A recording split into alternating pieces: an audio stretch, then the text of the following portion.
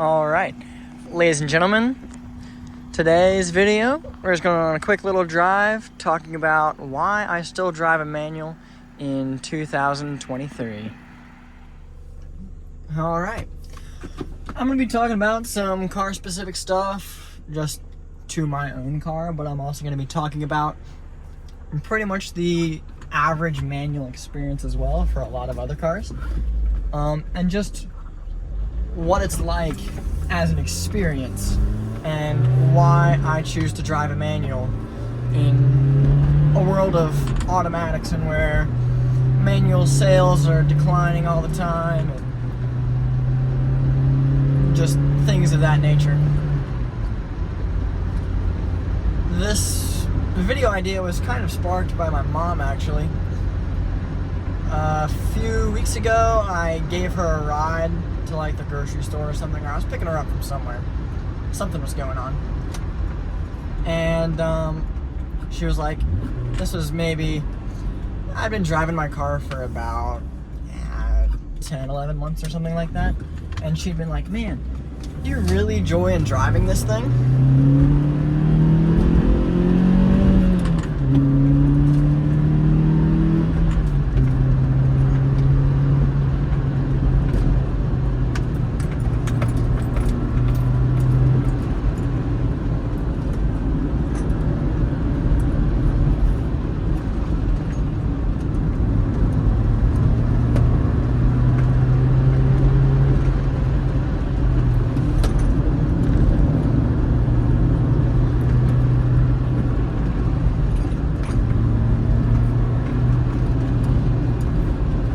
And the answer to that question is yes. I really do enjoy driving a manual.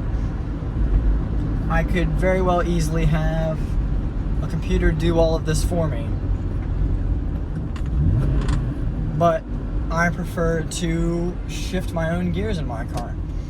And pretty much the short answer is, it's fun. It's fun, I'm engaging with the car, it becomes an experience instead of just an appliance, you know? I'm gonna use this to get to work, A to B, that's all it is. It's nothing of consequence, you know? But driving a manual, it makes driving anywhere, no matter how far away it is, whether it's close or whether it's far, it makes driving an occasion. And driving is one of the most fun parts of my day because I'm actively doing something that I enjoy. I am having fun right now, even though I'm not actively shifting. And this is helped by the car that I have right now. The rest of the car, including the transmission, makes the car fun to drive.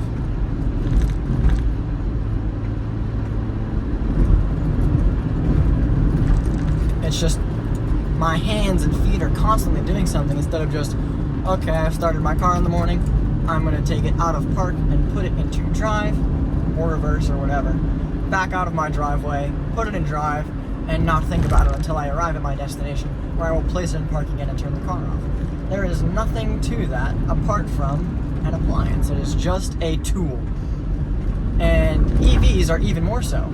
There's nothing going on there. There's no soul, there's no character.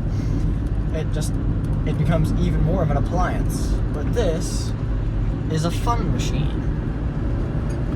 My particular car, I've mentioned it before, is a 2000 Toyota Celica GTS. It has a 6-speed manual paired with a 1.8 inline 4-cylinder, and it makes 180 horsepower at 7,800 RPM. Now, you might think, oh, that's not much at all. And you're right, it's not. When you think about something like a Hellcat or something, it makes 797 in its top trim apart from the Demon. So how on earth is this fun and exciting? This car must be slow. And you're right, it is slow. But it's not as slow as you would think, because unlike the Hellcat, which weighs 4,500 pounds, this car weighs 2,300, 2,400. It's the same weight class as a Miata. And that makes that 180 horsepower doesn't feel that slow. Now, this car has absolutely no torque. It's like 130 some foot-pounds. But, again, you're not really moving that much weight around. So if I were to downshift and put my foot down,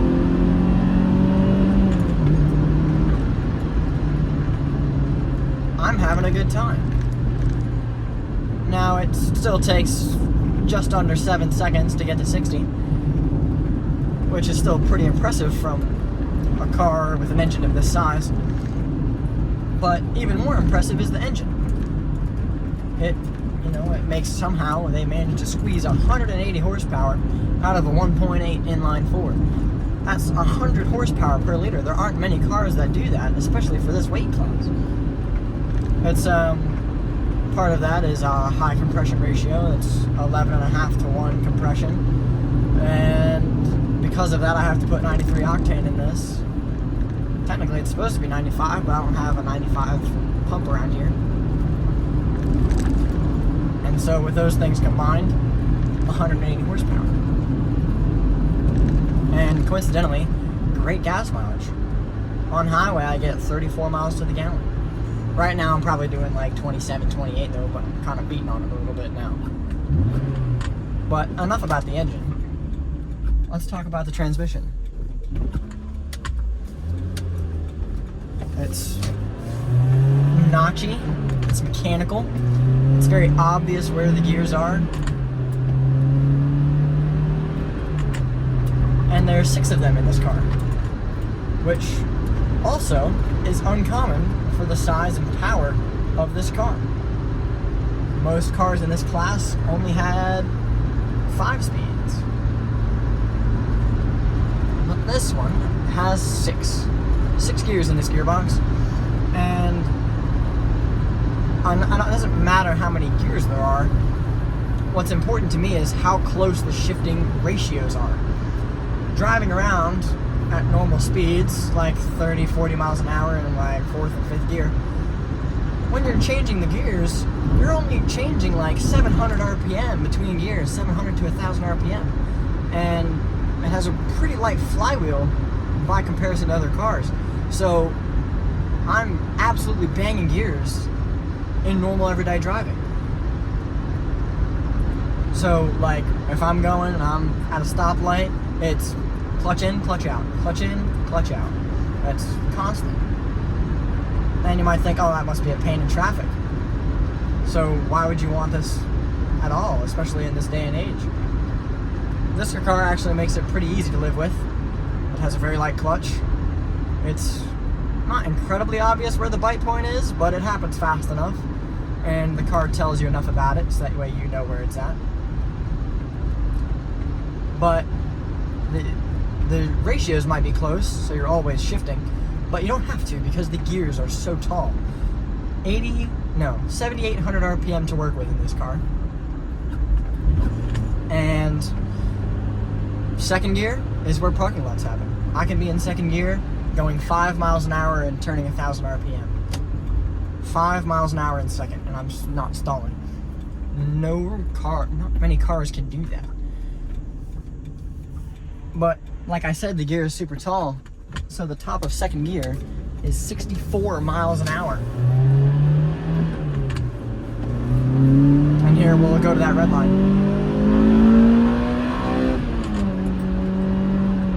And there we go. That's what 7,800 RPM feels like. Again, it's not some monster of speed, but because I'm engaging with the car, it's fun. And I haven't driven that many cars, so take my word with a grain of salt. But this engine and transmission aren't bad by any standards. They're good enough to be used in the Lotus Elise in 2005-ish. Just this engine and this transmission in a Lotus Elise. No changes. I mean, the engine has a different tune on it or something, and makes 10 more horsepower, up to 190. But apart from that, it's essentially the same. The only difference in the Lotus is it's a Lotus. It's mid-engine, rear-wheel drive, not front-engine, front-wheel drive. And the Lotus is much lighter. The Lotus weighs 1,900 pounds. So that car is actually quite quick. And it has similar internals to this, if not the exact same drivetrain experience. I mean, now I'm doing 40 and I just downshifted into fourth at 3,000 RPM.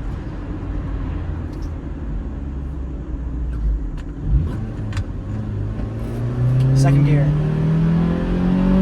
5,500 RPM going into third. And now I'm at 60. That was maybe half throttle and I didn't even get into the power. The power in this car doesn't come on until about 6,200 RPM.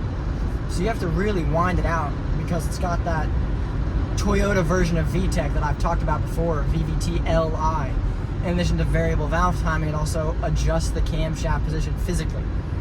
And that optimizes the performance of the engine for higher RPM, and this truck totally pulled out in front of me. I mean, not really, but it didn't really pull out in front of me, but I mean, you can't even see around it to go around it, but whatever. It just lets me free to talk. But this car is totally slept on because the the Celicas of old were rear-wheel drive when they were made in the 70s, the first generation, all the way up until the third. They were rear-wheel drive competitors to the pony cars of the time. And then with the performance trim of the Celica Supra, after that they split off the Celica and the Supra into two different models. The Supra kept the inline-six performance engine that this used to have, and it kept the rear-wheel drive, and this one went to front-wheel drive. But at the end of the day, this is an easy-to-live-with, fun car to drive that makes something every day fun and engaging. Even though I'm stuck behind this logging truck, I am having a blast because I'm just enjoying the experience.